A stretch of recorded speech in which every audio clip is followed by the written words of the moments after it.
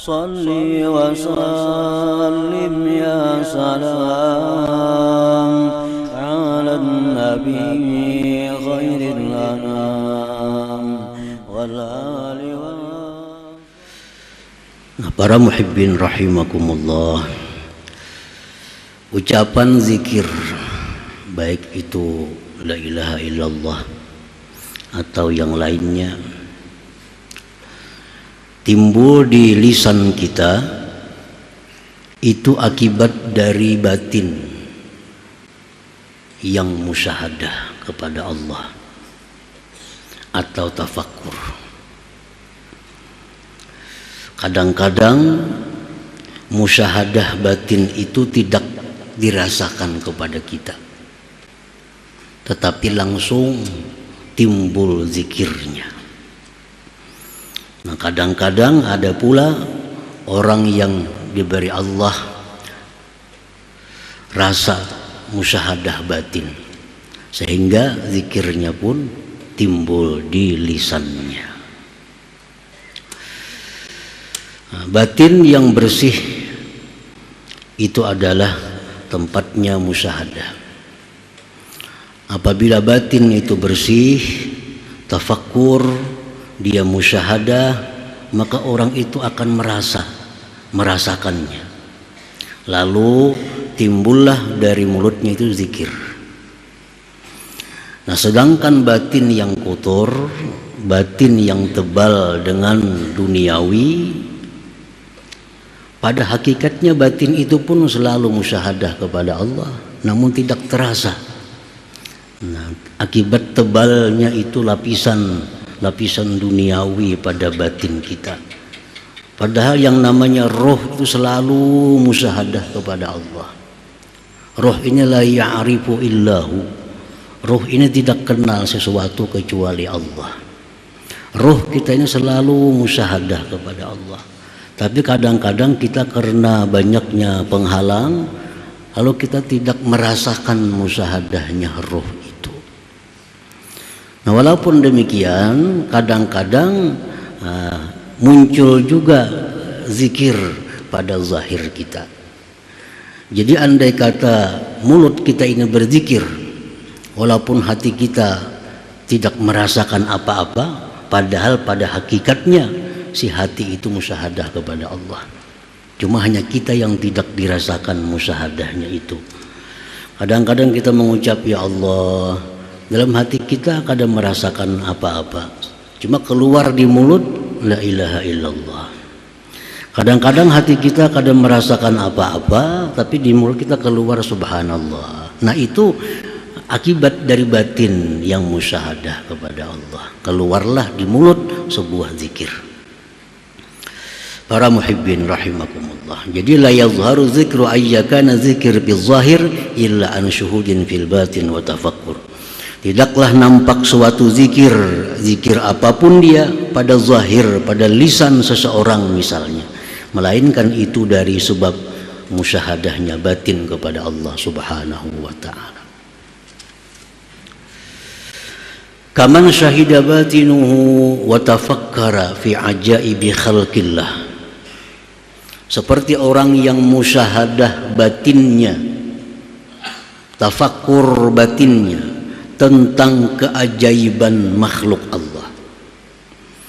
Nah, hati kita ini sedang musyahadah, sedang tafakkur tentang keajaiban makhluk Allah.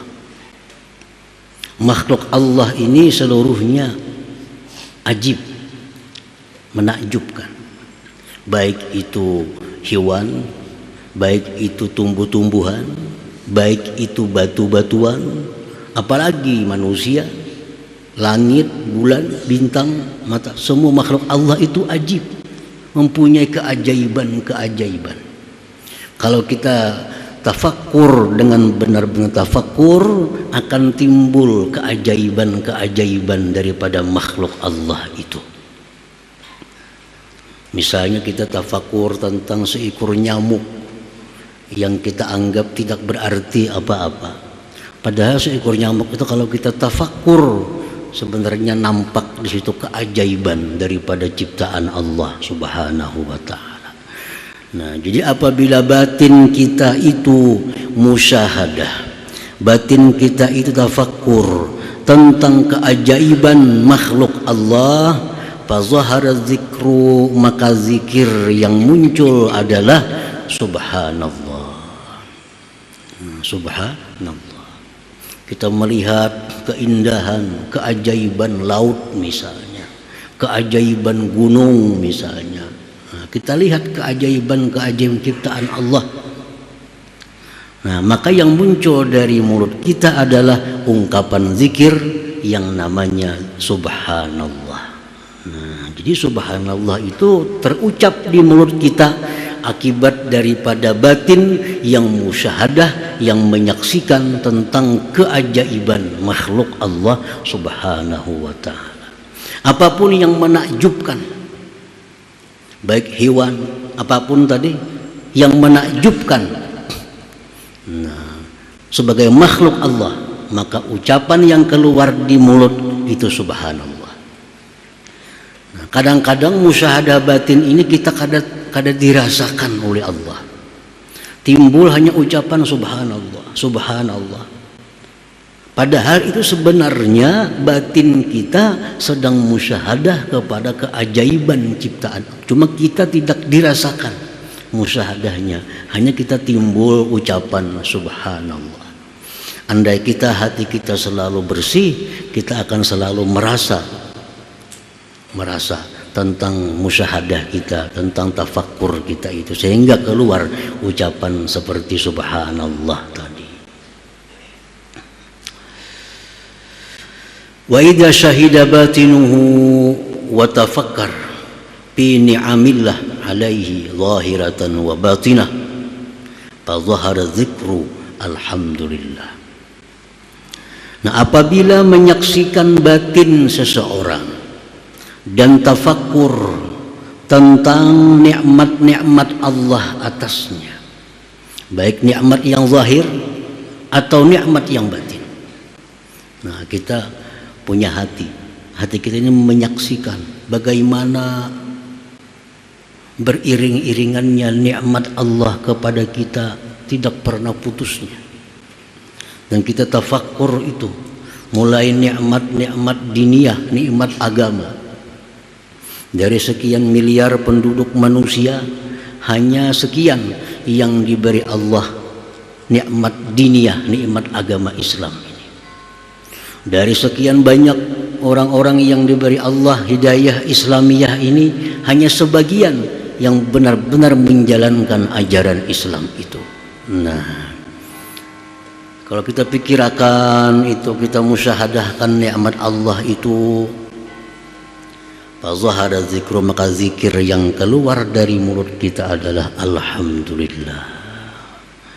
Jadi mestinya alhamdulillah itu timbul dalam ucapan kita akibat daripada tafakkur ni'amillah subhanahu wa ta'ala. Nah, mestinya demikian. Dari tafakkur tentang nikmat Allah, menyaksikan nikmat Allah betapa banyaknya kepada diri kita. Nah, disitulah munculnya zikir la ilaha illallah. Tapi kadang-kadang musyahadahnya, tafakkurnya kita kadang merasa, padahal batin kita tafakkur, batin kita musyahadah, tapi kita kadang dirasakan oleh Allah.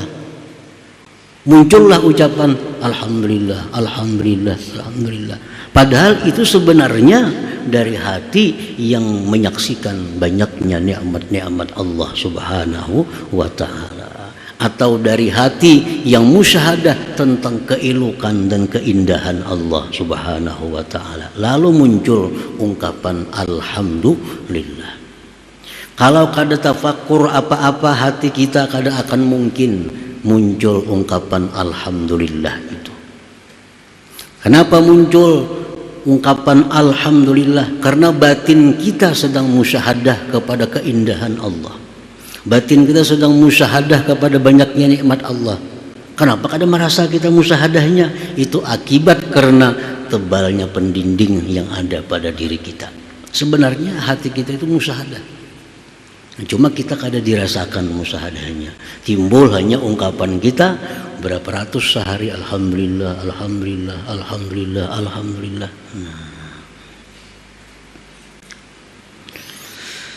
Wa idza syahida batinuhu wa tafakkara intizamil alam ikhtilafil laili wan nahar wa ghairi. Apabila batin kita ini sedang menyaksikan, sedang tafakkur tentang teraturnya ini alam semesta, seperti silih bergantinya siang dan malam, teratur. Kalau tanggal sekian, bulan sekian, tahun sekian, itu siang sekian jam, malam sekian jam. Selalu berulang tiap tahun. Berulang tiap tahun. Pokoknya kalau hari ini tanggal 2 umpamanya Februari 2017 itu matahari siang pada waktu di sini sebanyak 12 jam misalnya. Malam 12 jam. Nah, tahun berikutnya di tanggal yang sama, di bulan yang sama matahari seperti itu lagi. Kada pernah melisit dan kada pernah macet jalannya matahari itu. Nah, ini teraturnya alam. Nah, kalau batin seseorang itu menyaksikan tentang teraturnya ini alam semesta, teraturnya air laut, teraturnya gunung-gunungan, teraturnya segala macam alam semesta ini, maka fazahara zikru, maka timbullah zikir pada lisannya, la ilaha illallah, la ilaha illallah. Nah, kadang-kadang kita berzikir la ilaha illallah, la ilaha illallah, kadang merasakan bahwa batin kita saat itu sedang tafakur, padahal batin selalu tafakur. Oleh karena itulah bisa muncul ungkapan la ilaha illallah itu. Andai kata batin ini kada tafakur demikian, kada akan bisa keluar di lisan kalimat la ilaha illallah. Cuma kita aja kada merasa batin kita ini bergerak, batin kita ini hidup. Kada merasa akibat tebalnya masalah-masalah duniawi yang kita pikirkan. Dalam Al-Quran disebutkan lau kana fihi ma'alihatun illallah lafasadata.